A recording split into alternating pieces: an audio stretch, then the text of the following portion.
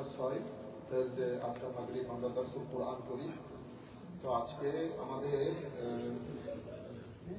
যখন হাকিম ভাইয়ের আব্বা জান রিসালে সোয়াব উপলক্ষে আমাদের দারসুল কোরআনের সাথে মাহফিলটাকে মার্চ করেছে।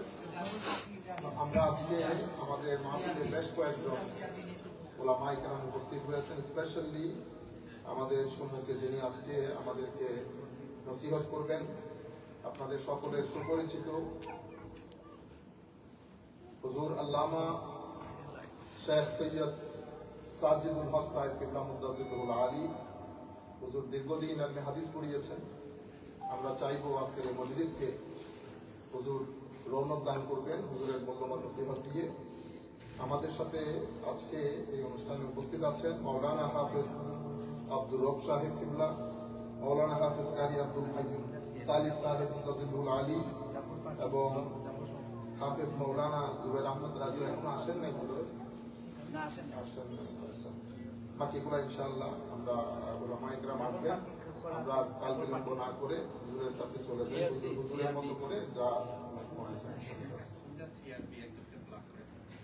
হোন্ডা সিআরবি যদি কারো থাকে দয়া করে আপনি হোন্ডা সিআরবিটা মুভ করেন। আপনি একজনকে ব্লক করে রেখেছেন। Honda CRB please double parking.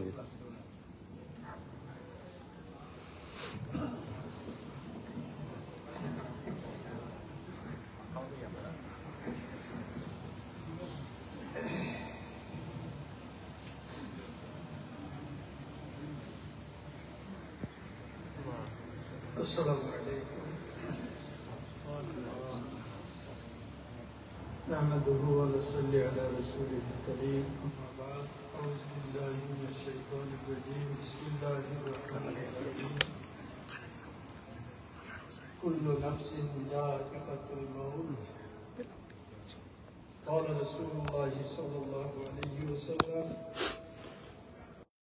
مات قطع عمله إلا من ثلاثة إلا من صدقة جارية أو ولد صالح يدعو له أو علم نافع ينتفع به أو كما قال عليه الصلاة والسلام. صلى الله على سيدنا ومولانا محمد وعلى آله وأصحابه وبارك وسلم. صلى الله على سيدنا ومولانا محمد وعلى آله وصحابه وسلم. صلى الله على سيدنا ومولانا محمد وعلى آله وصحابه وسلم. واستغفر الله إن الله غفور رحيم. استغفر الله إن الله غفور رحيم. أما بعد মুআজ্জাজ মুসল্লিন কিরাম, আজকে রুকন হাকিম ওনার আব্বা আব্দুল হাকিম সাহেবের ইসালে সওয়াবের জন্য এই দোয়ার আয়োজন করছেন। আল্লাহ পাক রব্বুল আলামিন আপনি আমাদেরকে এই দোয়ার মাহফিলে আসার এবং বসার সুযোগ দিয়েছেন, এই জন্য শুকরিয়া আদান বলেন আলহামদুলিল্লাহ। যেহেতু আজকে দোয়ার জন্য এই আয়োজন আর মসজিদের তো রেগুলার প্রোগ্রাম আছে,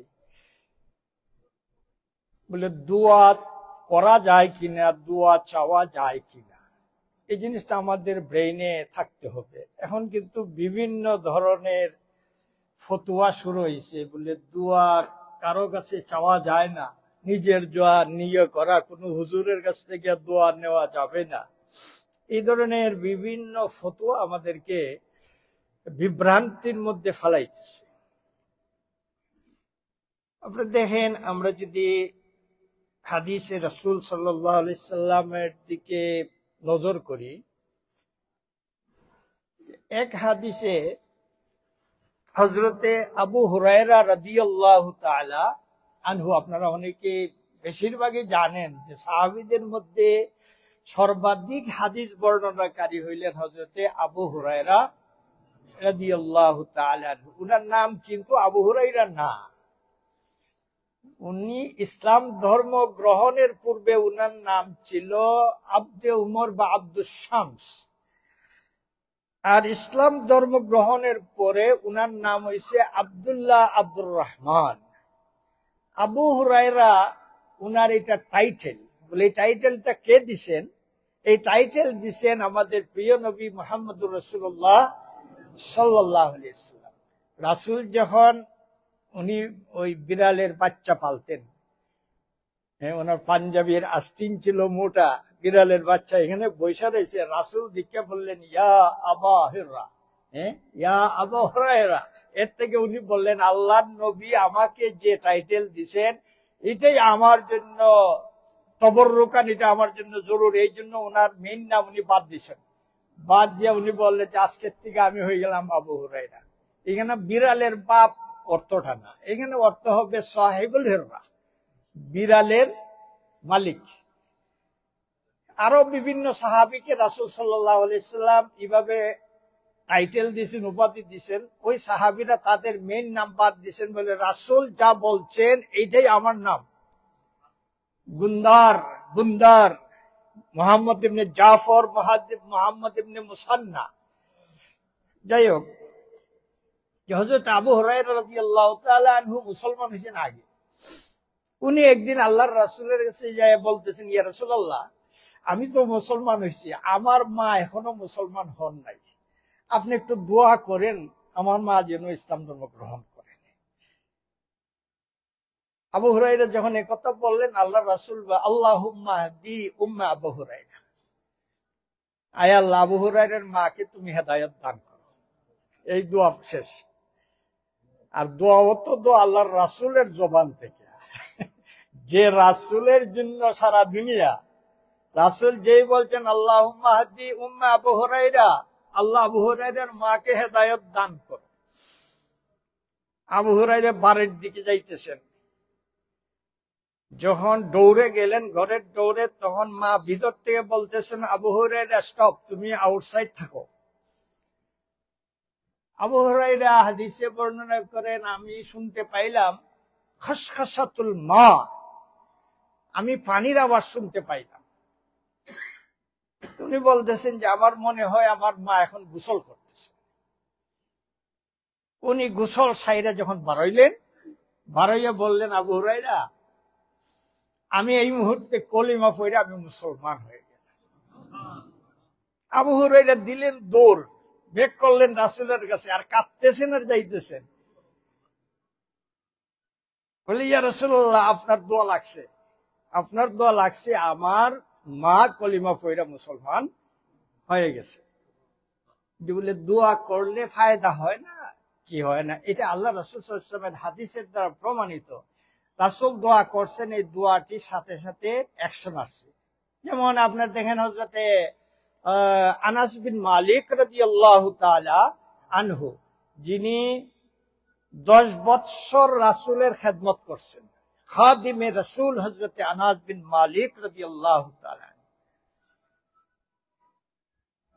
আল্লাহর রাসূলের কাছে ওনার মা বলছেন, ইয়া রাসূলুল্লাহ, আমার ছেলে তো আপনার খেদমত করে, আপনার সমস্ত কাজকর্ম এগুলো করে, আমার ছেলের জন্য একটু দোয়া করেন।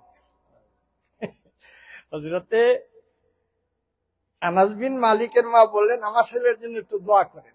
আল্লাহ রাসূল সাল্লাল্লাহু আলাইহি সাল্লাম দোয়া করলেন, আল্লাহুম্মা বারিক ফি মালিহি ওয়া হায়াতিহি ওয়া আওলাদিহি। দুনিয়ার জন্য 3টা দোয়া করলেন, যে আল্লাহুম্মা বারিক ফি মালিহি ওয়া হায়াতিহি ওয়া আওলাদিহি। আরেকটা দোয়া করলেন, মৃত্যুর পরে আল্লাহ তাকে বেহেশতে পৌঁছে দিও। এগুলো 4টা দোয়া। এতে দেখা যায় হযরতে আনাস বিন মালিক রাদিয়াল্লাহু তাআলা আনহু, উনার যে বাগান ছিল, উনার বাগানে বৎসরে 2 বার ফসল ধরত। অন্যান্য সাহাবীদের বাগানে বৎসরে 1 বার ফসল ধরত, আর উনার বাগানে বৎসরে ফসল ধরত 2 বার। বলে কেন 2 বার? যে আল্লাহর রাসূল দোয়া করছেন, আল্লাহুম্মা বারিক ফি মালি, আল্লাহ তার মালের মধ্যে বরকত দাও। আর রাসূলের দোয়া কখনো ভেতা যায় না। কুল্লু নবিয়্যিন ইউজাব, প্রত্যেক নবীদের দোয়াই আল্লাহ কবুল করে। আওলাদ, উনার আওলাদ প্রায় ছেলে মেয়ে নাতি নাতল সহ প্রায় 100-র উপরে ছিলেন। হ্যাঁ, বয়স কেমন ছিল বলে, বয়স ওনার যখন কারবালার ঘটনা ঘটছে, উবাইদুল্লাহ বিন জিয়াদের সামনে ইমাম হুসাইন রাদিয়াল্লাহু তাআলা আনহুর শের মোবারক নিয়ে যখন রাখা হইল, তখন হযরতে আনাস রাদিয়াল্লাহু তাআলা আনহু ওই মজলিসে উপস্থিত ছিলেন। তখন ওনার বয়স ছিল 93 ইয়ার্স, 93 বছর বয়স।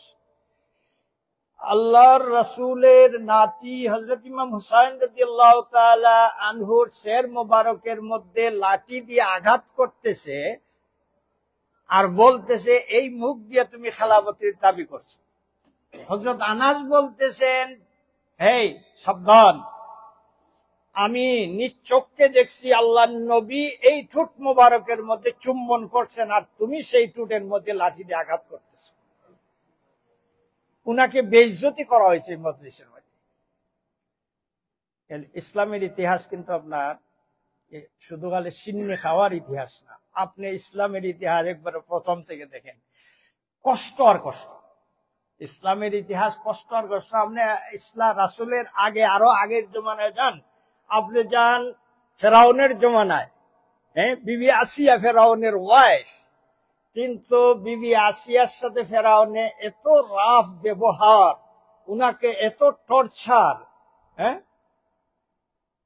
উনার হাতের মধ্যে পেরাক মেরে আটকে রাখছে, বালুর মধ্যে উনাকে ফালাইয়া রাখছে এবং বলতেছে বলে এখনো সময় আছে, তুমি আমাকে খোদা স্বীকার করো, আমি ফেরাউন তোমার খোদা, এটা স্বীকার করো। উনি বলেন যে না, কখনো না, মরে যাব তবু আমি তোমাকে খোদা স্বীকার করব না, আমি তোমার স্বামী, এটা মানি।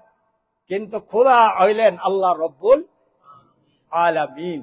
এই কারণে হযরতে বিবি আসিয়াকে আল্লাহ পরবর্তীকার আলম দুনিয়া থাকতেই বেহেশতের স্থানটি ওনাকে দেখাই দিচ্ছে। এই যে কষ্টগুলা, ইমাম হুসাইন রাদিয়াল্লাহু তাআলা আনহু কষ্ট, সাহাবীদের মধ্যে আপনি দেখেন হযরত বিলাল রাদিয়াল্লাহু তাআলা আনহু কি পর্যন্ত কষ্ট উমাইয়ার অত্যাচারে। ইসলামের ইতিহাস এটা শুধু কষ্ট আর কষ্ট। আলিমুল্লাহকে মারধর করে, আলিমরা টর্চার করে, এটা সুন্নত বহুত আগ থেকে। এটা নতুন কোনো ব্যাপার না, নতুন ব্যাপার না। যাই হোক, যে কথাটা বলছিলাম দোয়ার আয়োজন, হযরতে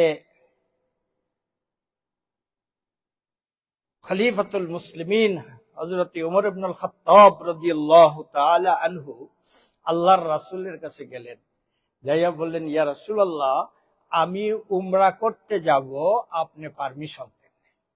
হযরত উমরে গিয়ে আল্লাহর রাসূলকে বললেন, আপনি পারমিশন দেন, আমি উমরা করতে যাব। আল্লাহর রাসূল সাল্লাল্লাহু আলাইহি ওয়াসাল্লাম বললেন, হ্যাঁ আপনি যান, উমরা করতে যান, তবে দোয়ার মধ্যে আমি নবীর নামকে শরীক রাখি। রাসূল বলতেছেন আবু বকরকে যে আপনি যখন দোয়া করবেন আমি নবীকে দোয়ার মধ্যে শামিল রাখেন।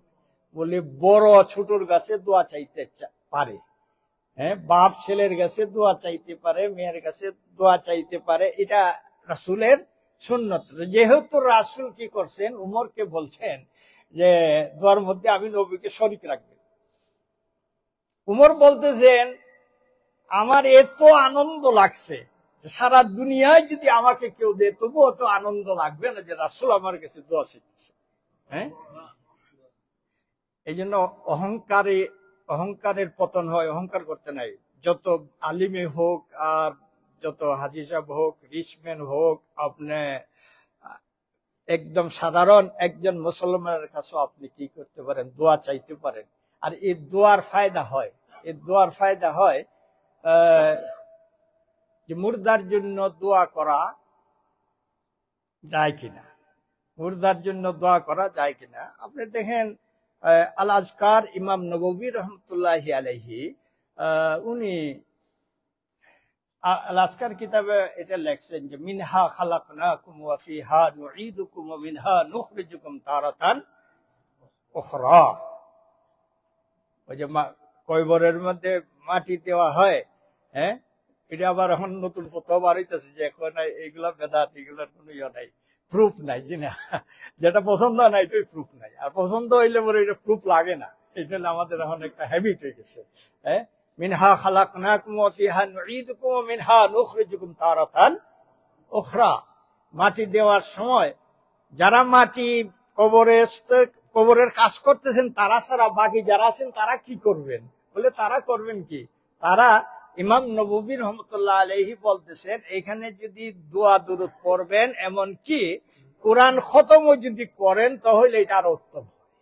হ্যাঁ, কয়বরের পারে বলে কত সময় পর্যন্ত কয়বরের পারে থাকতে হয়? হযরতে আমর ইবনুল আস রাদিয়াল্লাহু তাআলা আনহু উনি মৃত্যুর পূর্বে উনার ছেলেদেরকে ওসিয়ত করছেন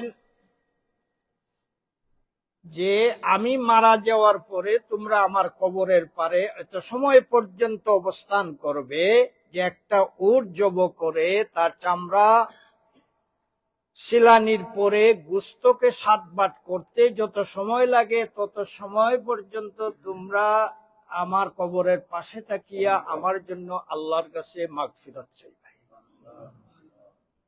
বুঝা যায় কিছু সময় কবরের পারে। আবার আমরা আরেকটা আছে যে আমরা দেশে বলে 40 কদম সরতে হয় না, 40 কদম সরার কোনো দরকার নেই। আপনি কবরের পারে দূরে থাকেন কাছে থাকেন সব যত জায়গাতেই থাকেন কবরে ফিরিস্তা আসবেন, সওয়াল জবাব করবে। ইজামা উকবিরাল মাইয়িত, মাইয়িতকে যখন কবরস্থ করা হয় তখনই কি হইব? ফিরিস্তা আসবেন। আতাহু মালাকানে আসওয়াদানে আজরাকানে ইজলিসানিহি, ফিরিস্তা দুইজন আইসা তাকে বসাইবেন। বসাই আমার রাব্বুকা ওয়া মা দীনুকা ওয়া মান নাবিয়ুকা, এই প্রশ্নগুলা 3টা প্রশ্ন করবেন। কোন কোন হাদিসে আরো কম বেশি আছে। একদম ফাইনাল প্রশ্ন হইল মুহাম্মদুর রাসূলুল্লাহ সাল্লাল্লাহু আলাইহি সাল্লাম সম্পর্কে। যাই হোক, যারা প্রশ্নের উত্তর দিতে পারবে তার জন্য নিমকানাওমাতিল আরুস, নতুন দুলহা যেভাবে বাসর ঘরে ঘুমাই থাকে তাকে ডিস্টার্ব কেউ করে না, ঠিক তুমি এমনি ভাবে কবরে ঘুমাই থাকো, কিয়ামতের আগ পর্যন্ত তোমাকে কবর থেকে আর কেউ উঠাইতে পারে না। এই যে এটা আমাদের জন্য যে দোয়া করা যায়, দোয়া চাওয়া যায়, এটার মধ্যে কোনো ধরনের অসুবিধা নাই। আপনাকে কানে কানে বলতে পারে না না দোয়া এটা আল্লাহর কাছে চাও, এই হুজুরের কাছে দোয়া চাও কে, অমুকের কাছে কেন দোয়া চাও? এটা আরেকটা ফিতনার সৃষ্টি। দোয়া একজন আরেকজনের কাছে করতে পারে। আল্লাহ রাসূল সাল্লাল্লাহু আলাইহি ওয়াসাল্লামকে সাহাবী বলতেছেন, ইয়া রাসূলুল্লাহ, আমার মা বাপ দুনিয়ার থেকে চলে গেছেন, এখন আমি কি করব? তাদের জন্য আমি কি করব? তাদের ফায়দা হবে কি কাজ করলে পরে? আল্লাহ রাসূল সাল্লাল্লাহু আলাইহি ওয়াসাল্লাম বলতেছেন, আসসালাতু আলাইহিমা, আসসালাতু আলাইহিমা, মা বাবার জন্য কি করো? আল্লাহর কাছে দোয়া চাও। ওয়াল ইস্তিগফারু লাহুমা, তাদের জন্য আল্লাহর কাছে ক্ষমা চাও। ওয়াল ইনফাজু আহদিহিমা, হ্যাঁ, তাদের ওয়াদাগুলো পূরণ করো। ওয়াল ইকরামু সাদিকিহিমা, বন্ধু বান্ধব যারা আছে এদেরকে ইজ্জত করো, আত্মীয়তার সম্পর্ক ঠিক রাখো। যে মুর্দার জন্য দোয়া বলে, দোয়া কি করব? যে আল্লাহ শিখাই দিয়েছেন, রব্বির হামহুমা কামা রব্বায়ানি সগীরা। দোয়া করা একবারে প্রত্যেক সময় আপনি 5 টাইম সালাত এরপরে দোয়া করবেন। রাস্তা দিয়ে হাঁটতেছেন তখনও আপনি কি করতে পারবেন? দোয়া করবেন, তসবিহ পড়বেন। এই প্রত্যেকটা জিনিসের তসবিহ, কোরআন তেলাওয়াত, বলে কোরআন তেলাওয়াত মুর্দার জন্য করা যায় কিনা? হ্যাঁ, আপনাদের অনেককে বলবেন না মুর্দার জন্য কোনো কোরআন তেলাওয়াত নেই, অথচ আল্লাহ রাসূল সাল্লাল্লাহু আলাইহি ওয়াসাল্লাম বলতেছেন, ফাকরাউ সূরাতুল ইয়াসিন ইনদা মাউতাকুম,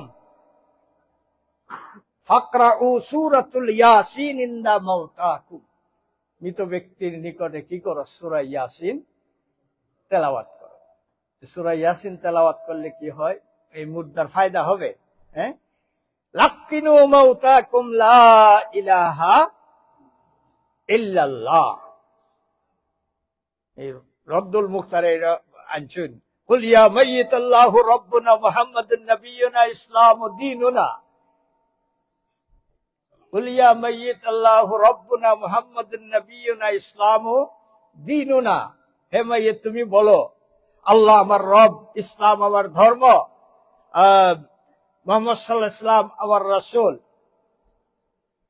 সূরা ওই যে আপনার কবরে লাশ দাফন করার পরে মাথার দিকে সূরা বাকারা আলিফ লাম মিম থেকে মুফলিহুন পর্যন্ত পাঠ করা মাথার দিকে, এই জিনিসটা খেয়াল রাখবেন যে লাশ দাফনের পরে যে এটাও তালকিনের অংশ, সূরা বাকারা আলিফ লাম মিম থেকে মুফলিহুন পর্যন্ত মাথার দিকে, পায়ের দিকে সূরা বাকারার শেষ রুকু আমানার রাসূল থেকে ফানসুরনা আলাল কওমিল কাফিরিন পর্যন্ত পায়ের দিকে পাঠ করা। এটা ফরজ ওয়াজিব না, ফরজ ওয়াজিব না, এটা হইলো আপনার রাসূল যেভাবে আমাদেরকে এই সিস্টেম গুলা যেভাবে শিখাই দিচ্ছেন, আল্লাহ যেন আপনি আমাদেরকে তৌফিক দেন, আমরা যেন সহি আকিদার উপর যেন থাকতে পারি। কারণ আল্লাহ রাসূল 1400 বছর আগে এই কথাটা বলে গেছেন, এমন এক সময় আসবে সকাল বেলায় মুমিন, বিকাল বেলায় কাফির, বিকাল বেলায় কাফির, সকাল বেলায় মুমিন। এমন জমানা আসবে কথাবার্তার দ্বারা তার ঈমান চলে যাবে, সে বুঝতে পারবে না। হ্যাঁ, এমন ফিতনার জমানা আসবে যে মায়ের খাইতেছে সেও বুঝে না কেন মায়ের খাইতেছে। এরা যে জিজ্ঞান বলে তুমি মায়ের কেন খাও বলে আমি জানি না, যে মারে তারা যদি জিজ্ঞান বলে কেন মারো বলে এটা আমি জানি না, সবাই মারে লেগে আমি মারি। এটা হইলো আপনার ফিতনা।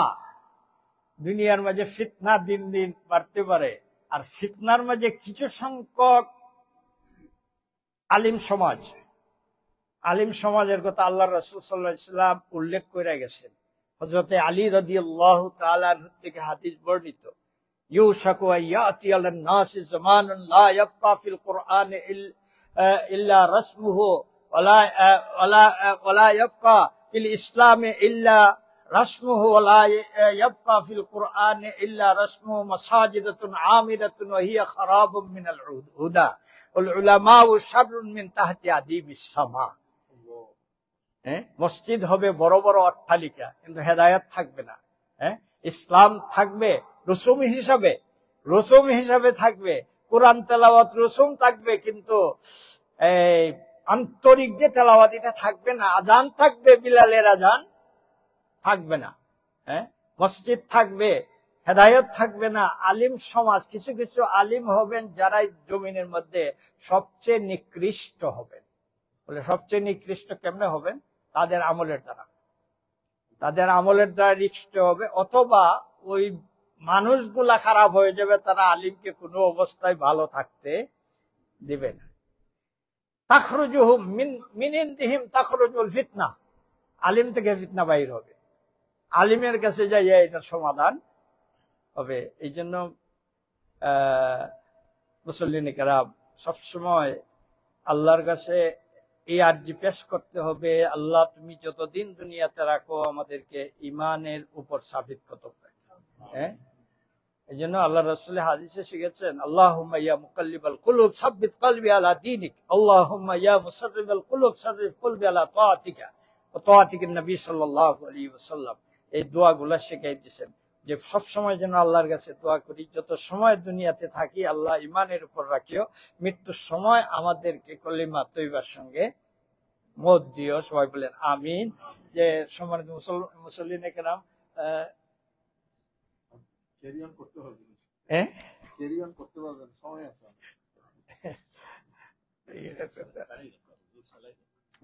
ঠিক আছে, যে কথাটা বলছিলাম যে হাদিস ইজা মাতাল ইনসানু ইনকাতা আমালুহু ইল্লা মিন সালাসা, মানুষ যখন মারা যায় তখন তার 3টি আমলের সওয়াব সে মৃত্যুর পরে কবরেও পাবে। নামাজ পড়তেছেন, কিন্তু আপনি যখন ইন্তেকাল করলেন এখন আর নামাজের সওয়াব আপনার নাই, এটা স্টাফ। রোজার সওয়াব স্টাফ, হজের সওয়াব স্টাফ। কিন্তু 3টা জিনিস আছে, যে 3টা জিনিস আপনি মারা যাওয়ার পরেও কবরে যাই আপনি এটা পাবেন। সন্তান, যদি আপনি ভালো সন্তান দুনিয়াতে রাইখা যান, এই ভালো সন্তান আপনার জন্য আল্লাহর কাছে দোয়া করবে, রব্বির হামহুমা কামা রাব্বায়ানি সগীরাতাল, সন্তানের দোয়াটি আল্লাহ খুব তাড়াতাড়ি কবুল করে। হ্যাঁ, সদকায়ে জারিয়া, আপনি মসজিদে, মাদ্রাসায়, এতিমখানায় যে সদকা করতেছেন, এই সদকার কারণে মসজিদ যতদিন চালু থাকবে, এতিমখানা চালু থাকবে, মাদ্রাসা চালু থাকবে, এই আপনি কবরে যাওয়ার পরও এই সওয়াবের একটা অংশ আপনার আমলনামায় বসতে থাকবে। ইলমে নাফে, উপকারী ইলম, বলে উপকারী ইলম, এখন কথা এটা অনেক জায়গা যে হুজুররা মনে হয় জেনারেল শিক্ষারে ভালোবাসেন না, এই ধরনের একটা সমস্যা। কিন্তু কিছু কিছু জেনারেল শিক্ষিত মানুষ আছে, এমন কিছু উদ্ভব কথাবার্তা তাদের মুখ থেকে বাইর হয় যেটা ইমান নষ্ট হওয়া ছাড়া আর কোনো পথ নাই। হ্যাঁ, আল্লাহর রাসূলকে দোষারোপ করে কিছু কথাবার্তা বলতেছে, আলিমি বলে, আর জেনারেল শিক্ষিত বলতে না, আলিমি বলতেছে। যাই হোক, এই তিনটা জিনিস সুসন্তান যদি দুনিয়াতে রাখা যায়, তাহলে এই সন্তান আল্লাহর কাছে সবসময় দোয়া করব। এই সন্তান যদি এখন যদি আপনার নামাজ পড়ে না, দোয়াটা কোন সময় করব? বলেন না শুধু হুজুরে দাওয়াত দিয়ে নিয়ে দোয়া করাইব, নিজে দোয়া করা লাগবে না। জি না, বলে আমরা দেশে কিছু মানুষ, এই সিস্টেমটা এখন কিছু চেঞ্জ হইতেছে।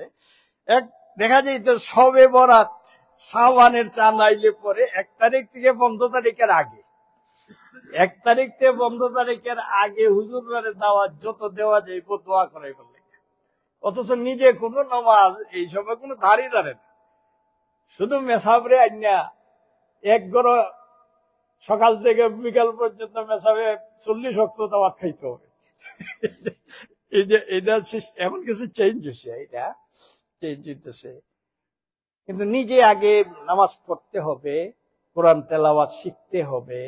হ্যাঁ, আপনি যদি কোরআন তেলাওয়াত করেন, আপনি দোয়া করেন, অবশ্যই আপনার দোয়াটি আপনার মা বাবার জন্য আল্লাহ কবুল করবেন।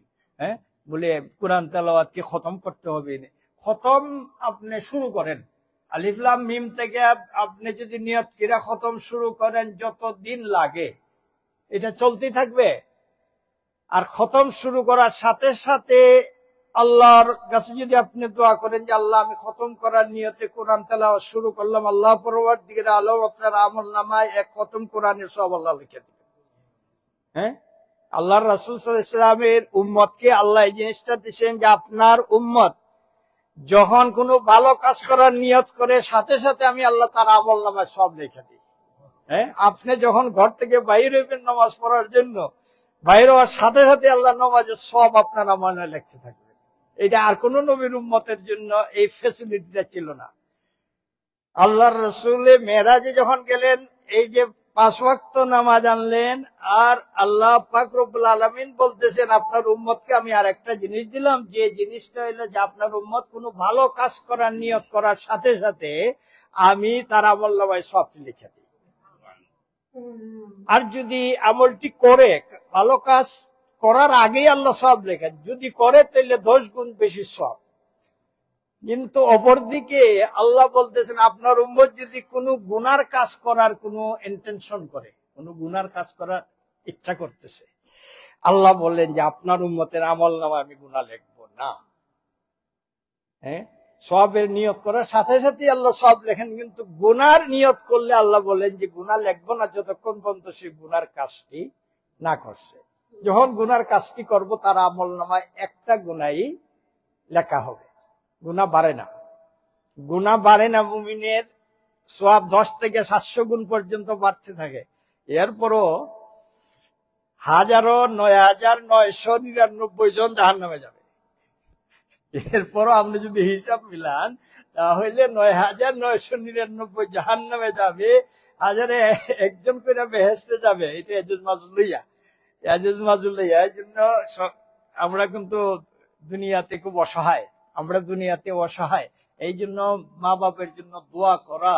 আর এক হাদিসে আনেন যে বেহেশতের মধ্যে বেহেশতি মানুষ যখন বেহেশতে যে দেখলো, তার বেহেশতের যেতে তার মর্যাদা অনেক বেশি, অনেক বেশি, তখন সে বলবে আল্লাহ, আমি তো এমন কোনো আমল করি নাই, আমার এত মর্যাদা কিভাবে হইল? আল্লাহ পাক রব্বুল আলামিনের পক্ষ থেকে বলা হবে যে তোমার যে সন্তান গুলারে দুনিয়াতে রেখে আসছো, এরা তোমার জন্য দোয়া করছে, দোয়ার কারণে আল্লাহ তোমার মর্যাদা বাড়াই দিচ্ছে। হ্যাঁ, এই জন্য আপনার সব সময় মা বাপের জন্য দোয়া করা, মা বাপের দোয়া সন্তানের জন্য কবুল, সন্তানের দোয়া মা বাপের জন্য কবুল। মা বাপের বদদোয়া কিন্তু সন্তানের জন্য তাড়াতাড়ি কবুল হয়। বদদোয়া করবেন না, বদদোয়া করবেন না। ছেলে কথা শুনে না, মেয়ে কথা শুনে না, ওয়াইফের কথা শুনে না, আপনি আল্লাহর কাছে শুধু দোয়া করবেন, আল্লাহ তাকে হেদায়েত দান করো, তাকে হেদায়েত দান করো। হাদিসে আনেন হযরত ওমর রাদিয়াল্লাহু তাআলা আনহুর দরবারে একটা লোক সব সময় আসে, কিছুদিন যাইতেছে না, তার দেখা যায় না। হযরত ওমরকে কেউ কেউ বললেন, উমর জিজ্ঞাসা অমুককে দেখি না, তখন আসে না কেন? তখন উপস্থিত কেউ কেউ বললেন, খলিফাতুল মুসলিমিন, উনি তো মদ খাইয়া বলে টাল হয়ে পড়ে দিচ্ছে, আপনি তো খলিফা, আপনি তারা শাস্তি দিন। তখন উনি বললেন, শাস্তি তুলো পরে, আগে তার জন্য কি করো, আসো আমরা সবাই মিলে দোয়া করি, আল্লাহ যদি তারা হেদায়েত করে তাহলে শাস্তির কোনো দরকার নাই। এই জন্য প্রত্যেকে মা বাপ যারা আছেন দুঃখিত হইয়া সন্তানকে বদদোয়া দিবেন না। অনেক ঘটনা আছে, ইবনে জুরাইজের ঘটনা আছে।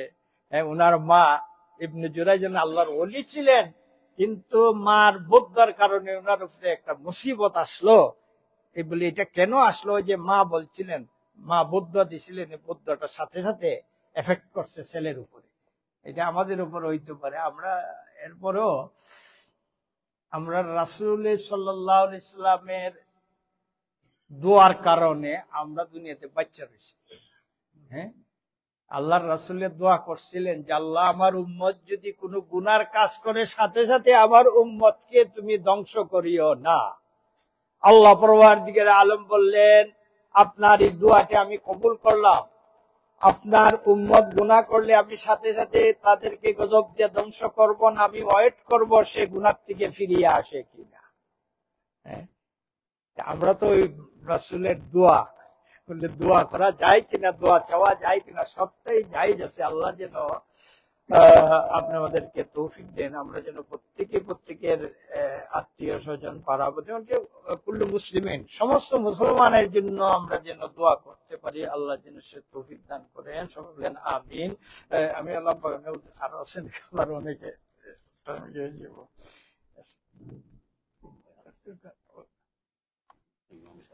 বলেন বলেন, বিসমিল্লাহ বিসমিল্লাহ, 10 মিনিট বলেন।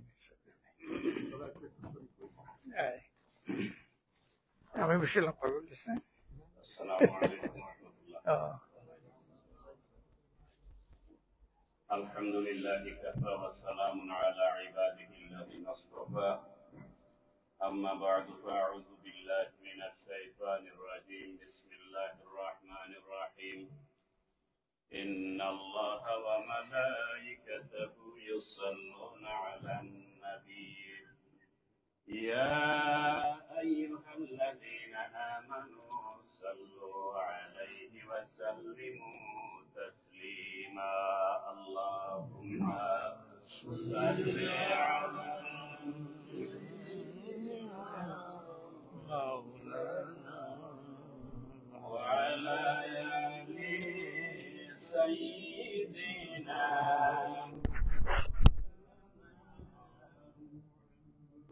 اللهم صل على سيدنا مولانا وعلى آل سيدنا مولانا ज़मीं ज़मां तुम्हारे लिए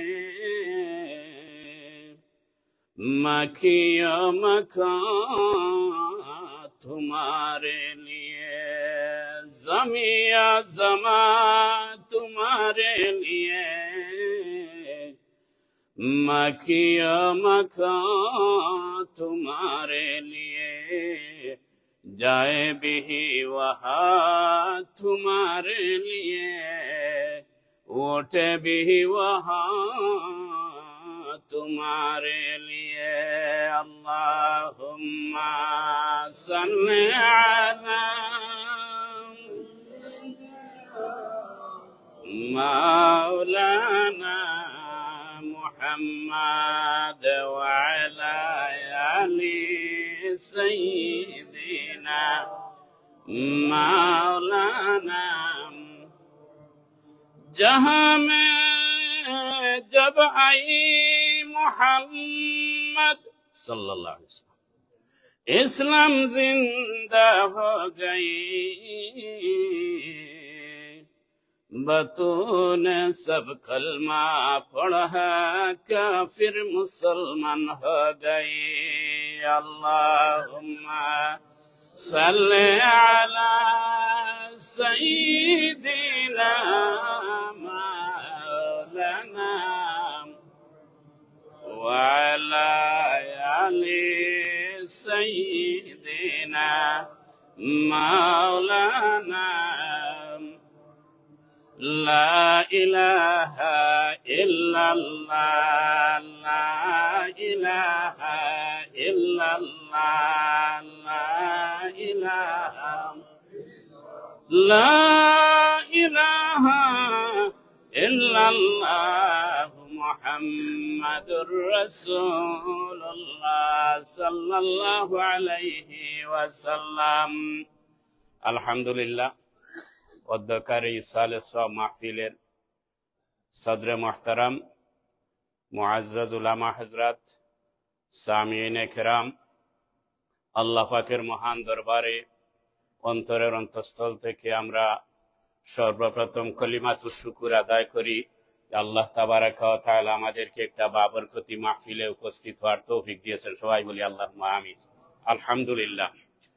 হাজিরিনে কেরাম, আল্লাহ পাকের অশেষ মেহেরবানি, আমরা এতক্ষণ বড় সুন্দর বয়ান শুনতেছিলাম। আমাদের সবারই পরম শ্রদ্ধাভাজন আল্লামা সৈয়দ সাজিদুল হক সাহেব হুজুরের জবান থেকে। এখানে উপস্থিত আছেন অত্র মসজিদের মাহতারাম ইমাম খতিব আল্লামা সাইফুল আজম আজহারি সাহেব, আরো আমার ডান পাশে হাফিজ সাহেব বসে আছেন, আরো উলামা হুজরাত, মুরব্বিয়ানে কেরাম, নজওয়ান যুবক অনেককে দেখতেছি। আমরা আল্লাহ পাকের মহান দরবারে শুকুর আদায় করি। সর্বপ্রথম এই মুহূর্তে আল্লাহ সুবহানাহু ওয়া তাআলা আমাদেরকে একটা জান্নাতি বাগানের জন্য চুজ করেছেন। দুনিয়ার সব কিছু ত্যাগ করে আমরা মসজিদে এসে বসতে পেরেছি। সবাই বলি আলহামদুলিল্লাহ। আরো আমরা দোয়া করি এবং সাথে সাথে শুকুর আদায় করি যে এই মাহফিলটা হচ্ছে একটা ইসালে সওয়াবের মাহফিল। ইসালে সওয়াবের মাহফিল। ইসালে সওয়াব মিন্স সওয়াব সেন্ড করার মাহফিল। সওয়াব কি সেন্ড করা যায়? বলে হ্যাঁ, সওয়াব সেন্ড করা যায়। এখন কোনো কিছু বলতে হলে রাইটে বলা হবে কোরআন শরীফে কি আছে, বুখারী শরীফে কি আছে। হ্যাঁ, কারণ আমাদের কিছু ভাইরা বের হয়েছেন, কোনো কিছু বললেই বলবে কোরআনে কি আছে, বুখারী শরীফে আছে। আর কোন হাদিসের কিতাবও ওনাদের চোখকে দৃষ্টিগোচর হয় না, শুধু বুখারী শরীফের নামই ওনারা জানেন। তো যাক, কুরআন শরীফে যেন আছে এই কথা উলামা হযরত আছেন, এখানে ডানে বামে কথা বলার কোনো সুযোগ নাই। স্টেট বলতে হবে যে যেটা বাস্তবসম্মত। কুরআন শরীফের একটা সূরার নাম আছে সূরা হাসর। কি নাম? সূরা হাসর, আমরা সবাই জানি। ওই সূরার মধ্যে একটা আয়াত আছে, রব্বানা ইগফির লানা ওয়া লিইখওয়ানিনাল্লাযীনা সাবাকুনা বিল ঈমান ওয়ালা তাজআল ফি কুলুবিনা গিল্লাল লিল্লাযীনা আমানু রব্বানা ইন্নাকা রাউফুর রহিম। সুবহানাল্লাহ। এই আয়াতটাকে আমরা ইসালে সওয়াবের একটা অকাট্য দলিল হিসাবে সামনে নিয়ে আসতে পারি। আল্লাহ পাক বলে দিয়েছেন, এ আমার বান্দা বান্দিরা, বাইসেল তোমরা নিজের জন্য দোয়া করো, রব্বানা ইগফির লানা, নিজের জন্য দোয়া করো, ওয়া লিইখওয়ানিনাল্লাযীনা সাবাকুনা বিল ঈমান, যারা ঈমানের সাথে ঈমানের অবস্থায় পৃথিবী ছেড়ে চলে গিয়েছেন। কে বলতেছেন? আল্লাহ বলতেছেন। সুবহানাল্লাহ। আল্লাহ পাক যেহেতু বলতেছেন যারা ঈমানের সাথে পৃথিবী ছেড়ে চলে গিয়েছে তাদের মাগফিরাতের জন্য আমার কাছে দোয়া করো। তাহলে এটা আর কি বুঝার কোনো বাকি আছে? আর কোন দলিলের প্রয়োজন আছে? হাজিরিন, এখানে আর ডানে বামে হেলিয়ে কোনো কথা বলার সুযোগ নাই। বলে যিনি যাবেন, যিনি মারা যাবেন, উনার আমল দিয়া উনাকে ফেস করতে হবে, এই করতে হবে, সেই করতে হবে। হুজুর যেটা ওয়াজ করেছেন আমরা শুনতেছি যে আল্লাহর রসুল বলেছেন ইজা মাতাল ইনসান ইনকাতা আনহু আমালু ইল্লা মিন সালাস, সব আমল স্টপ হয়ে যায়, কেবল তিনটা বাকি থাকে। এর মধ্যে একটা হচ্ছে ওয়ালাদুন সালিহুন ইয়াদউ লাহু, অনলি কেবল আওলাদ রেখে গিয়েছেন, ছেলেমেয়ে জমিনে রেখে গিয়েছেন, এই রেখে যাওয়ার দ্বারা পিতামাতা সুযোগ সুবিধা পাবেন না। ইয়াদউ লাহু কন্ডিশন হচ্ছে এই সন্তান তার মা বাবার জন্য দোয়া করতে হবে। ইয়াদউ লাহু, দোয়া করতে হবে। এখন কথা হচ্ছে আওলাদ আমরা দুয়ার পক্ষের রাখিয়া যাইতেছি না দুয়ার বিপক্ষের রাখিয়া যাইতেছি? আওলাদকে দুয়া শিখাইয়া যাইতেছি না দুয়ার বিপক্ষে? সে দলিল খুঁজাখুঁজি করে বলতেছে না নমাজের পরেও দোয়া করা যাবে না, এখানে মাহফিলে মিলাদ ইসালে সওয়াবের কি প্রয়োজন আছে? তাহলে দোয়া যদি করিতে হাত উঠাইবার কি প্রয়োজন? কত ধরনের বাহানা আমাদের সম্মুখে আসিয়া দিন দিন এগুলা ক্রিয়েট হইতেছে। হাজিরিনে কেরাম, আজ থেকে কয়েক বছর আগে চলে যান, দেখেন, ইতিহাস তালাশ করেন, কুরআন হাদিস রিসার্চ করেন, দেখেন আগে ওই সমস্ত যারা ছিল তারা বড় সহজ সরল মানুষ ছিল, ওইগুলা বেশি তারা পেশাপেশি তারা করতো না। এখন দোয়া করতে হবে না। আবার কেউ দোয়াই হাত উঠাই না, আর কেউ দিন হাত উঠাইতে ওখানে রাখে। কি জানো, হাতটা উপরে উঠাইলে হয়তো উনার ওই এলবোর মধ্যে খনির মধ্যে হয়তো কোনো সমস্যা আছে যে হাতটাকে এইভাবে ব্যান্ড করতে পারে না, হাত দিলে ওখানে দিয়ে দেয়। বলেন তো কত ধরনের ফতোয়াবাজি শুরু হয়েছে। হাজিরিন, আমরা যখন কেউ কার কাছ থেকে কোনো কিছু রিসিভ করি, কিছু যদি আমি দেই তবুও আমি হাত অ্যাডভান্স করতে হয়। কার কাছ থেকে যদি কিছু রিসিভ করতে হয় হাত অ্যাডভান্স করতে হয়, বলেন না? ইভেন মুখের মধ্যে একটু খাদ্য উঠাইয়া দিতে হলে হাতটাকে নাড়াইতে হয়। এমনে এমনে যদি বলি যে আমি খাবো আমি খাবো, আমাকে হানা দেও হানা দেও, হাত যদি না লাড়েন তাহলে আপনার কিয়ামত পর্যন্ত মুখের মধ্যে খাদ্য ঢুকবে না। অতএব হাজিরিনে কেরাম, আমরা কার কাছে চাইতেছি? কে আমাদেরকে এই তদবিরটা শিখাইয়া দিছেন? খুদ আল্লাহ সুবহানাহু ওয়া তাআলা বলতেছেন, বান্দা তুমি তোমার নিজের মাগফিরাত কল্যাণের জন্য আমার কাছে, ফরগিভনেসের জন্য আমার কাছে দোয়া করো, এবং তোমার আপনজন আত্মীয় স্বজন মুমিন মুসলমান যারা পৃথিবী থেকে উইথ ইমানের সাথে চলে গেছেন তাদের মাগফিরাতের জন্য আমার কাছে দোয়া করো। ওয়ালা তাজআল ফি কুলুবিনা গিল্লাল লিল্লাযিনা আমানু রাব্বানা ইন্নাকা রাউফুর রাহিম। আর আল্লাহ বলতেছেন, যখন কেউ মারা যাবে তার ব্যাপারে আর কোনো বাজে মন্তব্য করো না। আমল সবার তো আর সমান নয়, হয়তো কদাচিৎ কোন বদ আমলও কারো থেকে থাকতে পারে। যখন মানুষটা মারা গিয়েছে আর তার কোনো খারাপ আমল নিয়ে আর আলোচনা করো না, সমালোচনা করো না। আল্লাহ পাক নিষেধ করেছেন, ওয়ালা তাজআল ফি কুলুবিনা, তোমাদের দিলের মধ্যে তা কোনো আমল নিয়ে, খারাপ আমল নিয়ে আর তোমরা আলোচনা সমালোচনা যাও না। মনে রাখো আল্লাহ তাবারাকা ওয়া তাআলা হচ্ছেন গফুরুর রহিম। বলেন সুবহানাল্লাহ। আল্লাহ তাবারাকা ওয়া তাআলা গফুরুর রহিম। এই ইহ জগতে আমরা কতই না গুনাহ করে ফেলি। আল ইনসানু বাইনাল খাতাই ওয়ান নিসিয়ান, মানুষের লাইফটাই হচ্ছে ভুল ত্রুটির ভিতর দিয়ে। কদাচিৎ যখন কোনো ভুল ত্রুটি হয়ে যায়, আল্লাহর দরবারে আল্লাহ সুবহানাহু ওয়া তাআলা আমাদের জন্য সুযোগ রেখেছেন। আমার আল্লাহ শিখিয়ে দিয়েছেন, তোমরা নিজের জন্য আমার কাছে ক্ষমা প্রার্থনা করো, তওবা করো। তুবু ইলাল্লাহি তাওবাতান নাসুহা, তোমরা সিনসিয়ারলি আমার কাছে তওবা করো। যদি তওবার মতো তওবা করতে পারো, আল্লাহ তাবারাকা ওয়া তাআলার ওই অ্যাট্রিবিউট নেম হচ্ছে, সিফতি নাম হচ্ছে, আল্লাহর নাম গফফার, আল্লাহর নাম সত্তার, আল্লাহর নাম রহিম রহমান। কত গুনাহ আমরা করেছি হাজিরিনে কেরাম, এত সব গুনার পরেও আল্লাহ তাবারাকা ওয়া তাআলা এতই দয়া পরবশ আমাদের প্রতি। আল্লাহ পাক মানুষের চোখের আড়ালে আমাদের ছোট গুনাহগুলাকে যেভাবে ঢাকিয়া রেখেছেন, বড় গুনাহগুলাকেও এইভাবে কভার করে রেখেছেন, ঠিক কিনা? যদি গুনাহগুলা মানুষের চোখের সামনে প্রকাশ পাইতো, তে বলেন তো ওই যে ওখানে আমরা যারা আছি আর চেয়ারে বসে আছি, ফ্লোরে বসে আছি, বলেন তো কে কার মুখের দিকে তাকাইতে পারতাম? হ্যাঁ, রাইট আমরা একজন আরেকজনকে বলতাম, বন্দা তোমার গার মধ্যে এত লম্বা জুব্বা, এত সুন্দর ধবধবে সাদা কাপড় পরিধান করে এসেছো, মনে কি নাই ওই দিন ওইটা করেছো, মনে কি নাই ওইখানে ওইটা করেছো। কিন্তু আল্লাহ পাক কতই দয়াশীল, আল্লাহ তার ওই সাত্তার নামের উসিলায় মানুষের চোখের আড়ালে আমাদের গুনাহগুলাকে ডেকে রেখেছেন। হাজিরিন, ওই জায়গার মধ্যে আমরা একটু ডিপলি থিঙ্ক করি, আল্লাহ পাক যদি মানুষের চোখের আড়ালে আমাদের এত বেশি গুনাহগুলাকে কভার করে রাখতে পারেন, সেই আল্লাহ পাক যখন তার গফফার নামের ওই ওই ওই গুনাহগুনটা প্রকাশ করবেন, ওই গফফার নামের জরিয়ায় আল্লাহ পাক আমাদের গুনাহগুলাকে কি ক্ষমা করতে পারেন না? অবশ্যই পারেন। তাই তো আল্লাহ পাক কোন মানুষকে আমাদের গুনার উইটনেস বানান নাই, সবগুলাকে খাবার করে রেখেছেন। আর আল্লাহ বলেন, বান্দা তুমি আমার কাছে তওবা করো। হুজুর ওয়াজ করেছেন যে মানুষ যখন উম্মতে মুহাম্মদী গুনাহ করে, রাইট আল্লাহ পাক লেখেন, লিখলেও এরপরে আমাদের সাহেব কিবলা রহমতুল্লাহ আলাইহি প্রায় সময় ওয়াজ করতেন যে সকালবেলা বন্দা গুনাহ করে, আমরা গুনাহ করি, সন্ধ্যা পর্যন্ত আল্লাহর রহমতের ফেরেশতাদেরকে আল্লাহ পাক বলেন থামো, দেখো আমার বন্দা যদি তওবা করে নেয় সন্ধ্যা পর্যন্ত, ওই গুনাহটা আর তার নামে আমল নামায় লিখো না। সন্ধ্যার সময় গুনাহ করে সাহেব কিবলা বলতেন যে আল্লাহর ফরমান রয়েছে, সকাল পর্যন্ত আল্লাহর ফেরেশতারা ওয়েট করে যে তার গুনাহটা লেখো না, যদি এর মধ্যখানে তার হুঁশ ফিরে আসে, যদি সে তওবা করে নেয়, তাহলে এই গুনাহটা আর তার নামায় আমল নামার মধ্যে কাউন্টিং হবে না। সুবহানাল্লাহ।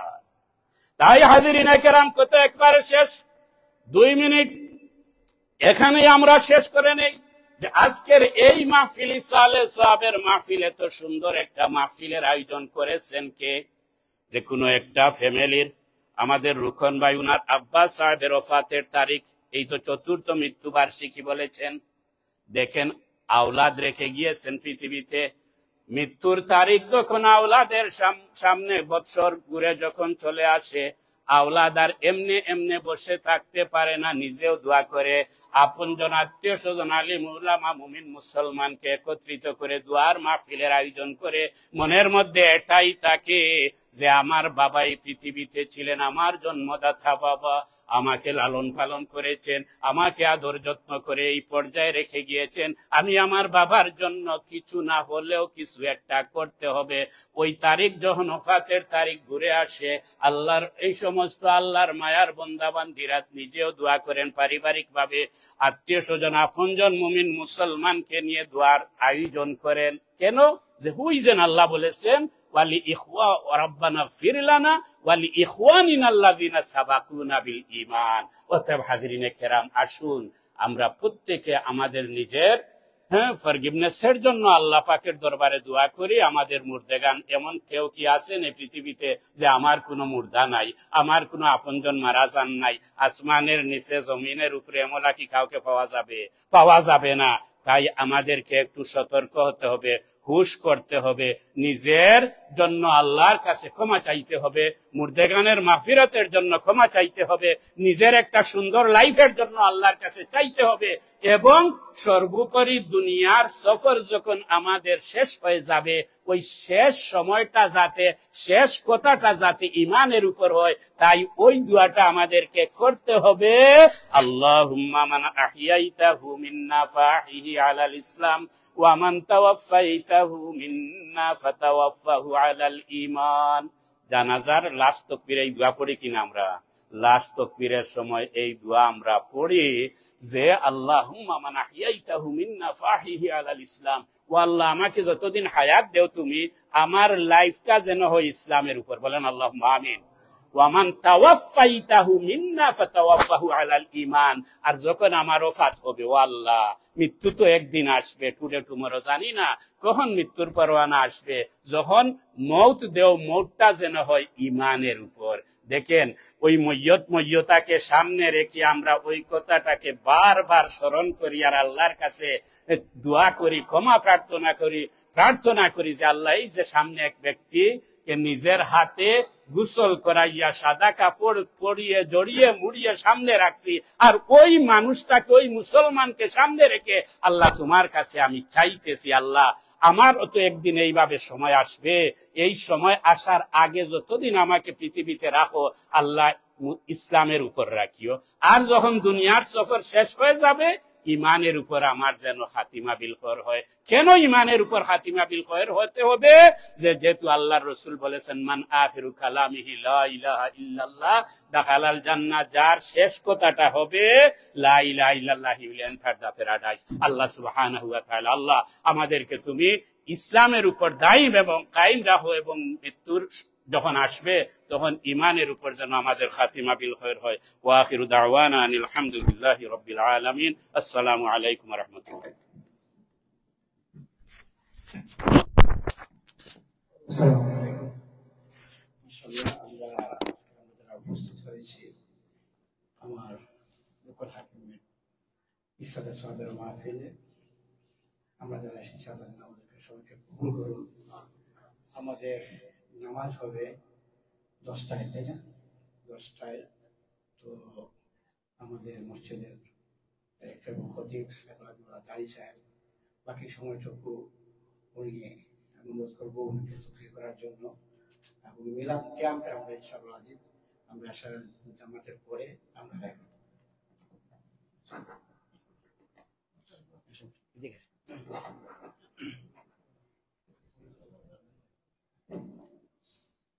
মন খারাপ হয়ে গেছে আপনাদের?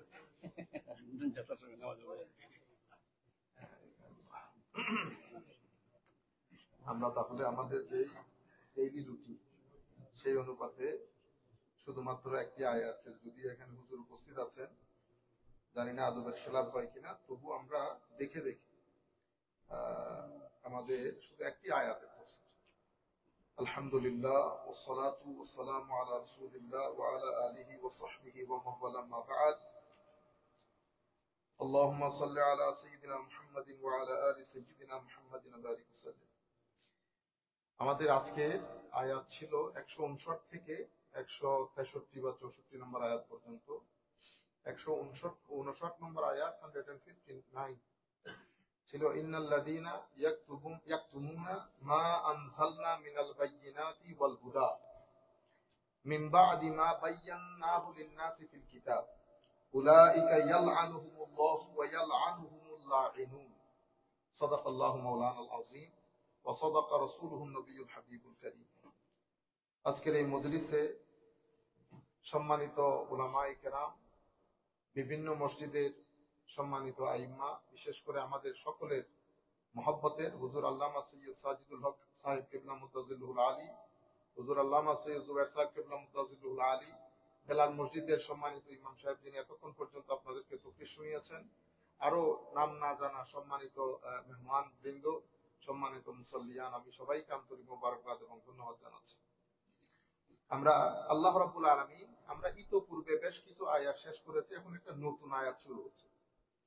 তাইলে ইতোপূর্বে আমরা আপনাদেরকে যেটা বলতে চাচ্ছিলাম যে আল্লাহ রাব্বুল আলামিন জিহাদের মধ্যে যে মাল এবং সম্পদ দুইটা একটা ডেঞ্জারের মধ্যে দিয়ে যায় এবং দুইটার স্যাক্রিফাইস হয়।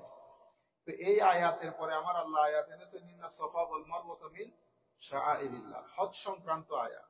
তাহলে আমি আপনাদেরকে আগেও বলেছিলাম যে পবিত্র কোরআনে যে টেক্সট গুলো আছে, টেক্সট, তাইলে আয়াতগুলো হচ্ছে টেক্সচুয়াল নলেজ। তাহলে if you like to understand the meaning of the text, তাইলে আমাদেরকে বুঝতে হবে আয়াতের context. Until you understand the context of the verse, you will never be able to understand the text of the Quran. This is what happening to the youth of today's world.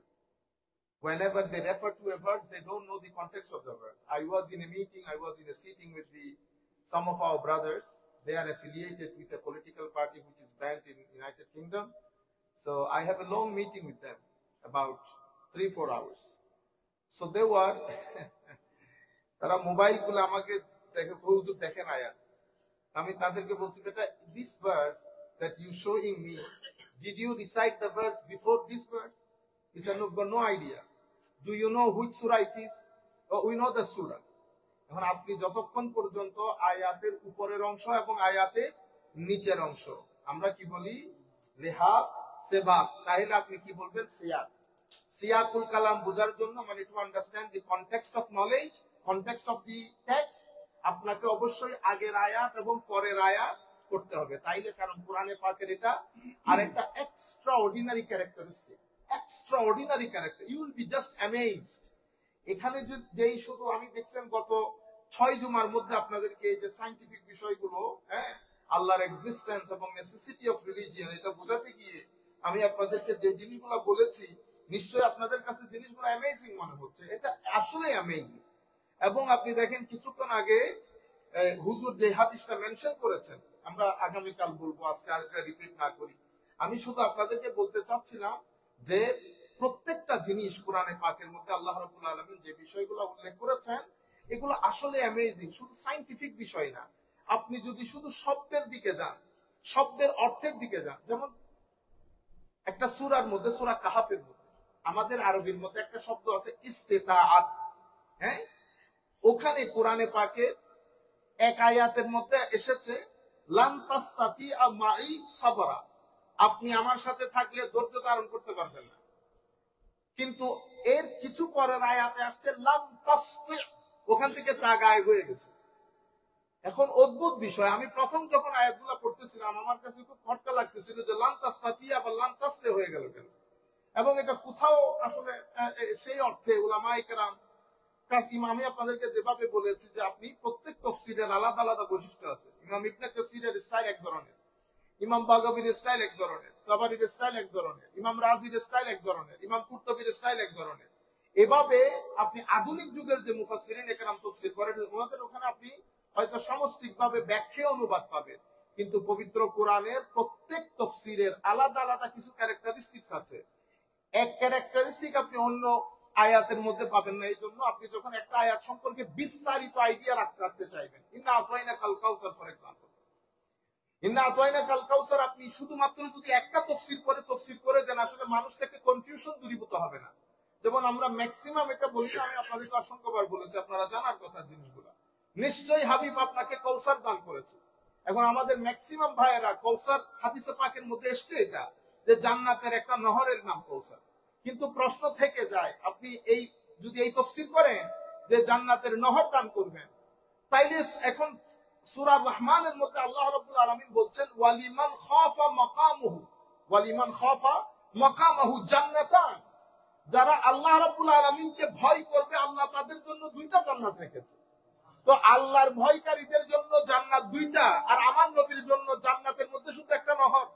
তাইলে বোঝা যাচ্ছে না আতাইনা কাল কাউসার দিয়ে, কারণ কাউসারের সাথে ইন্না শানিয়াকা হুয়াল আবতার, লাস্ট ভার্স, এই 2টার মধ্যে যদি আমরা মিল এবং সামঞ্জস্যতা বিধান করতে না পারি, তাইলে তো এটা ইলাবোরেশন হবে না, এক্সপ্লিকেশন হবে না, এটা ইন্টারপ্রিটেশন বা ব্যাখ্যা বা তাফসীর হবে না। আমার সাথে আয়াতের সাথে এক আয়াতের মিলাইতে হবে, তাইলে তাসবিহ হবে।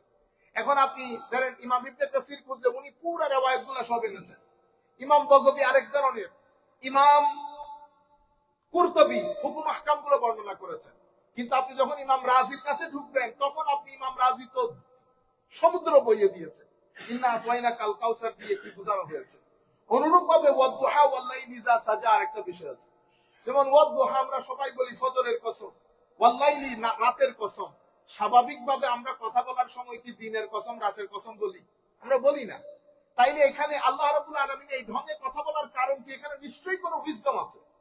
সেই উইজডমটা আপনি দেখবেন এক এক আয়াত, এক এক তাফসীর এক এক ধরনের। কিন্তু আপনি যদি একটু ঘুরেন, বিশেষ করে উলামায়ে কেরাম, আমাদের ছাত্র যারা আছেন তাদেরকে বলছি, ইমাম রাজি এই জায়গার মধ্যে এগেইন সমুদ্র বইয়ে দিয়েছেন ওয়াদুহা ওয়াল্লাইলি, স্যাটিসফ্যাক্টরি, যেটা মডার্ন মাইন্ডসেটকে স্যাটিসফাই করে। যাই হোক, আমরা আমাদের আগের কথায় ফেরত যাই। ইন্নাল্লাযীনা ইয়াকতুমুনা মা আনজালনা মিনাল বায়্যিনাতি ওয়াল হুদা, কথা বলা শুরু করেছিলাম, এক আয়াতের সাথে আরেকটা আয়াতের একটা অ্যাফিলিয়েশন থাকে, একটা সিমিলারিটিস থাকে, মিল থাকে। তো এখানে আল্লাহ বলছেন যারা এই 2টা সাবজেক্ট ম্যাটার শেষ করে এখন একটা নতুন সাবজেক্ট ম্যাটার শুরু হচ্ছে। সেটা কি? সেটা হচ্ছে আপনি হক জেনে না বলা, হককে গোপন করা। এটা কেন হয়েছে নাজিল?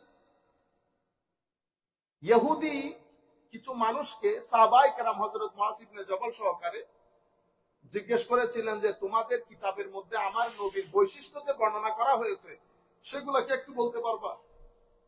তারা বলেছে নবীর কোন বৈশিষ্ট্য আমাদের কিতাবের মধ্যে বর্ণিত হয় নাই। কিন্তু এটার উপর ভিত্তি করে আল্লাহ কোরআন শরীফের এই আয়াত নাযিল করেছেন, ইন্নাল্লাযীনা ইয়াকতুমুনা মা আনজালনা মিনাল বায়্যিনাতি ওয়াল হুদা। নিশ্চয়ই যারা কি করেছে, গোপন করেছে। কি গোপন করেছে? যা আমি তাদের কিতাবে নাজিল করেছি সেই বিষয়গুলো গোপন করেছে। গোপন করার পরে মিনাল বায়্যিনাতি ওয়াল হুদা। এখন বায়্যিনাত কি বলে, বায়্যিনাত কাকে বলে, হুদা কাকে বলে? বায়্যিনাত যেভাবে আমরা আগেও বলেছি, বায়্যিনার বহুবচন মানে হচ্ছে আমি এই দলিল দিয়ে যেই কথাটা প্রমাণ করতে চাচ্ছি, যখন আমার দলিল দিয়ে ওই কথাটা স্পষ্ট রূপে প্রতিভাত হবে, আমরা আমাদের অ্যারাবিক এবং ইসলামিক ক্লাসিক্যাল সায়েন্সের মধ্যে শব্দ ব্যবহার করি বায়্যানা, শব্দ ব্যবহার করি বায়্যানা। তাহলে মিনাল বায়্যিনাতে অর্থাৎ আমি ওহীর মাধ্যমে যেভাবে যেভাবে পরিষ্কার করা দরকার সবকিছু সেভাবে পরিষ্কার করেছি। ওয়াল হুদা, তাদের কাছে স্পষ্ট সহি শুদ্ধ রাস্তা কোনটা, যে রাস্তার মধ্যে কোনো বক্রতা নাই, কোনো কনফিউশন নাই। এখানে আপনি কনফিউশনিস্ট হওয়ার কোনো সুযোগ নাই। আপনি হয় রাইট নয় লেফট, হয় রাইট নয় লেফট। এখানে আল্লাহ রাব্বুল আলামিন এই জায়গার মধ্যে যত সন্দেহ এবং আপনার ভিতরে যত সংশয়, মনে রাখবেন সন্দেহ এবং সংশয় এক জিনিস না। সেই কারণে আল্লাহ রাব্বুল আলামিন শুরুর দিককারে বলছেন আলিফ লাম মিম যালিকাল কিতাব লা রাইবা ফি, নট লা শাক্কা ফি। কারণ আমাদের এখানে একটা হচ্ছে আপনি কনফিউজড হওয়া, আপনার মধ্যে ইলুশন ডেলুশন এসেছে, যেটা আপনার ভিতরের জগৎটাকে কনফিউজ করে ফেলেছে। কনফিউশনের মধ্যে হয়তো আপনার অ্যাকিউরেসি 80% আছে, কনফিউশন 20%, মানে ডাউটটা 20% আছে। যতটা পার্সেন্টেজই হোক না কেন, যতক্ষণ আপনি সংশয়ের মধ্যে থাকবেন, আমার আল্লাহ বলছেন সব তো অনেক দূরের কথা, তুমি আমার এটা নিয়ে সংশয়ের মধ্যে থাকবে না। তো আমার আল্লাহ বলছেন আমি যখন কোরআনে পাকের মধ্যে হেদায়েতটাকে স্পষ্ট করেছি, এখানে কোনো বক্রতা নাই। আল্লাহ কেমন, আল্লাহ কি রকম, আল্লাহর ডেফিনেশন কি, কুল হু আল্লাহু আহাদ, ভেরি সিম্পল, আল্লাহ ইজ ওয়ান। এখন আপনি যদি এটারে ফিলোসফি নিয়ে টানাটানি করেন তবে কনফিউজ হবেন। এই জন্য ফিলোসফিক্যাল ওয়ার্ল্ড ডেফিনিটি নিয়ে, স্পেশালি ওয়াননেস নিয়ে, ডেফিনিটি নিয়ে যত কথা বলেছেন, নিজেও কনফিউজ হয়েছেন, মানুষকেও কনফিউজ করেছেন। তাহলে কুল হু আল্লাহু আহাদ ক্লিয়ার মেসেজ, আল্লাহুস সামাদ ক্লিয়ার মেসেজ, লাম ইয়ালিদ ওয়া লাম ইউলাদ ওয়া লাম ইয়াকুল লাহু কুফুয়ান আহাদ। এই পাঁচটা ইনগ্রেডিয়েন্ট দিয়ে, টেনেট দিয়ে আল্লাহ রাব্বুল আলামিনের যে তৌহিদ, সেই তৌহিদকে আল্লাহ ডিফাইন করেছেন। উনি এক, উনি কারো মুখাপেক্ষী না, কারো কাছ থেকে হয় নাই, ওনার কাছ থেকেও কেউ হয় না, এবং ওনার কোনো সমকক্ষ নাই। এই পুরা পাঁচটা জিনিসগুলাকে আমার আল্লাহ এক আয়াত দিয়ে ক্যাটাগরিক্যালি ক্লারিফাই করেছেন এবং আপনার কনসেপচুয়াল ক্লারিটি করেছেন। কি বলেছেন? লাইসা কামিসলিহি শাই। এই পাঁচটা জিনিসকে আমার আল্লাহ আরো ক্লিয়ার কাট একেবারে ব্রিফলি বলেছেন, লাইসা কামিসলিহি শাই, ওনার মতো কোনো কিছু নাই।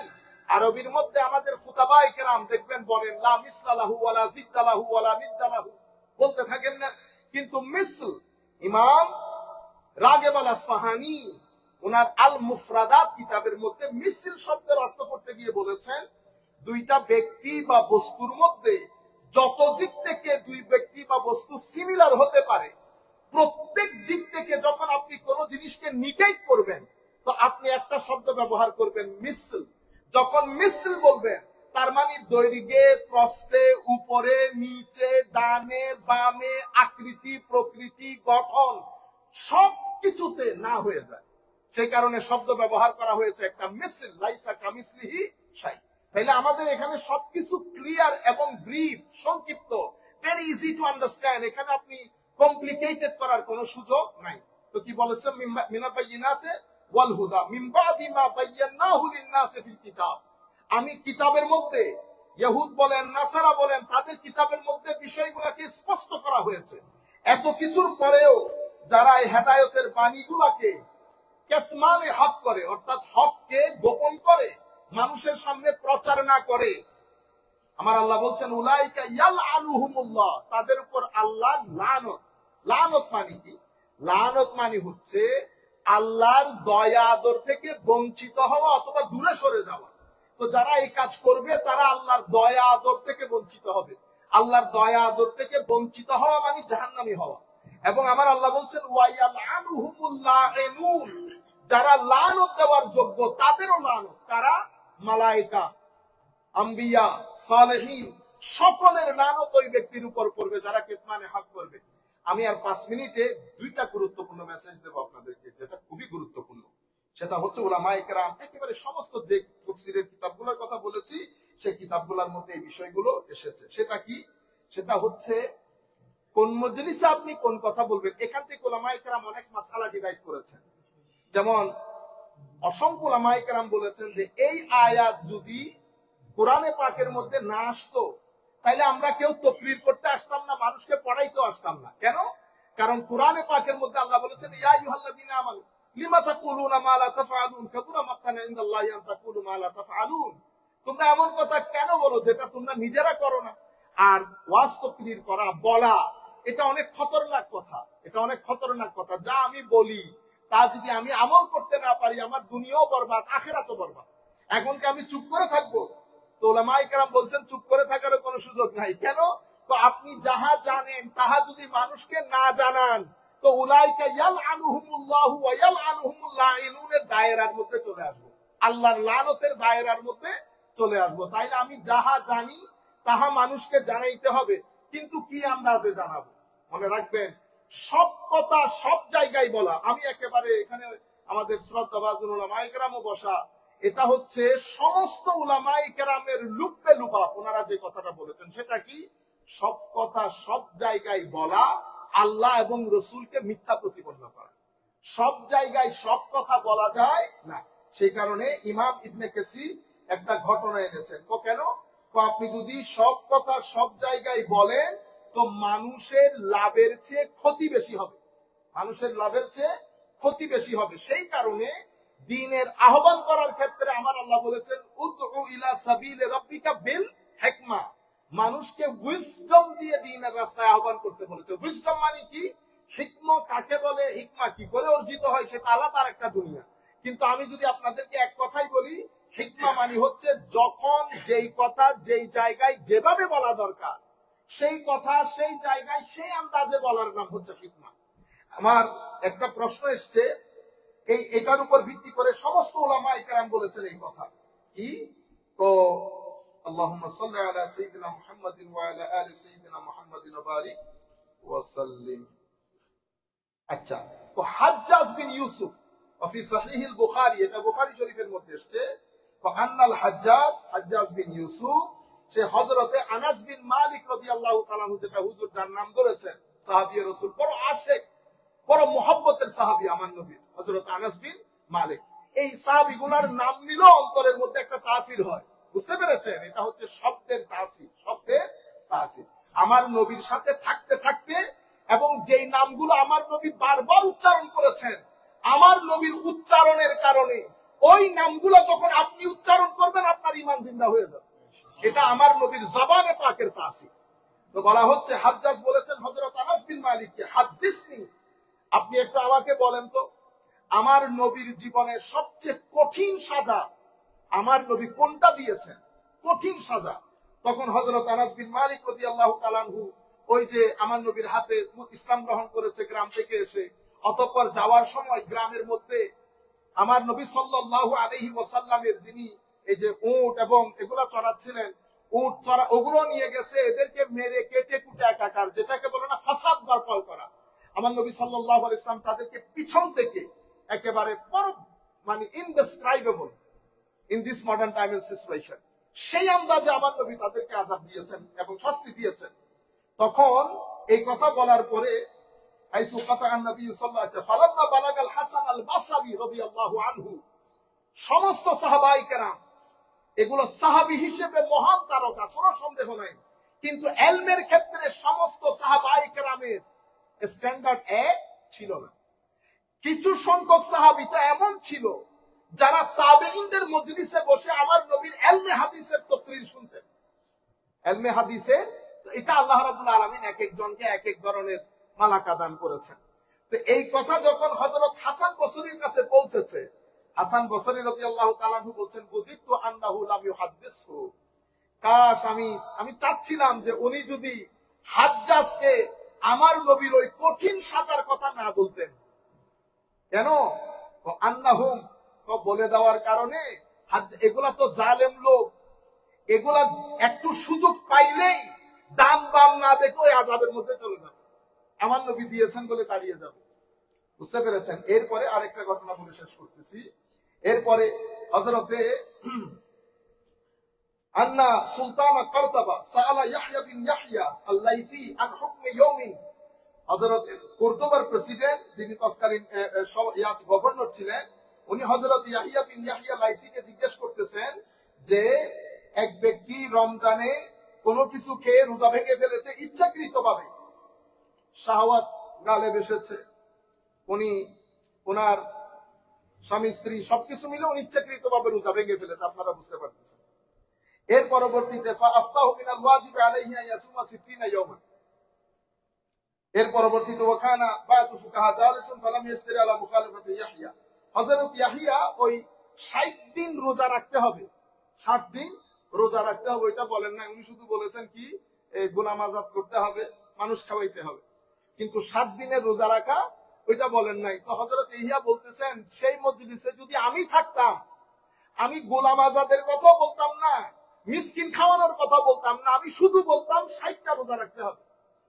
তো ওনাকে পরবর্তীতে ফুকাহায়ে কেরাম জিজ্ঞেস করতেছে, হুজুর ওখানে তো হুকুমের মধ্যে আরো 2টা হুকুম আছে, আপনি একটা কেন বললেন? তো বেটা, যেই মজলিসের মধ্যে জিজ্ঞেস করা হয়েছে সবাই ধনী লোক, আমি যদি তাদেরকে ওইটা সহ বলি তারা তো পার পেয়ে যাবে, সুবহানাল্লাহ, অসুবিধা কি? বুঝতে পেরেছেন? তাইলে দিন হালকা হয়ে যাবে, তাদের কাছে টাকা পয়সা আছে, প্রত্যেকদিন রোজা ভাঙবে আর 60 জন মিসকিনকে খাওয়াই দিবে চুটকির মধ্যে। সেই কারণে আমি 2টা বাদ দিয়ে শুধু কি বলেছি, 60 দিন রোজা রাখতে হবে বলেছি। এবং সমস্ত উলামায়ে কেরাম একমত, যেই কথা যেখানে ফিট হবে সেই কথা সেখানে বলা। এজন্য আমার নবী বলতেছেন, নাহনু মাআশিরাল আম্বিয়া, আমরা আম্বিয়ায়ে কেরাম নুনাজ্জিলান নাস কামানাজিলিহিম, মানুষ যতটুকুন বোঝে মানুষের মাইন্ডসেট অনুযায়ী আমরা অ্যাড্রেস করি, যা বুঝে না তা অ্যাড্রেস করি না। আল্লাহ রাব্বুল আলামিন আমাদের হামি ও নাসির হোক। আমরা এখন ইশার নামাজ আদায় করব, ইশারের নামাজের পরে কিয়াম মিলাদ দোয়া হবে এবং আপনাদের জন্য বুধই খাওয়া দাওয়া